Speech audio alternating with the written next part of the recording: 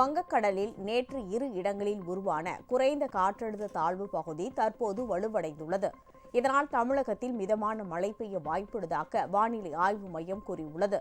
தென்மேற்கு வங்காளதேசம் மற்றும் அதை ஒட்டிய மேற்கு வங்காள கங்கை நதி பகுதியில் நேற்று நிலவிய குறைந்த காற்றழுத்த தாழ்வு பகுதி மேற்கு வடமேற்கு நோக்கி நகர்ந்து இன்று காலை 5:30 மணிக்கு கங்கை நதி பகுதி மற்றும் அதன் சுற்று வட்டாரங்களில் வலுவடைந்துள்ளது.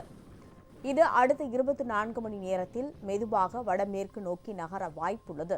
இதேபோல் வடக்கு குஜராத் பகுதி மற்றும் அதன் சுற்றுப்புறங்களில் குறைந்த காற்றழுத்த தாழ்வு பகுதியாக இன்று காலை 5:30 மணிக்கு தென்கிழக்கு ராஜஸ்தான் மற்றும் அதன் சுற்றுப்புறங்களில் நிலை கொண்டுள்ளது. இந்நிலையில் மகாராஷ்டிரா மாநிலத்தின் பெரும்பாலான பகுதிகளிலும் காலை முதல் மழை பெய்து வருகிறது. மும்பை நகரிலும் மழை அதிகரித்துள்ளது. இந்த சூழலில் தமிழகத்தில் இன்று மிதமான மழை பெய்ய வாய்ப்புள்ளது என வானிலை ஆய்வு மையம் தெரிவித்துள்ளது. நீலகிரி மாவட்டத்தில் ஒரு சில இடங்களில் இன்று கனமழை பெய்ய வாய்ப்புள்ளது. சென்னை மற்றும் புறநகர் பகுதிகளில் இன்று வானம் ஓரளவு மேகமூட்டமாக காணப்படும்.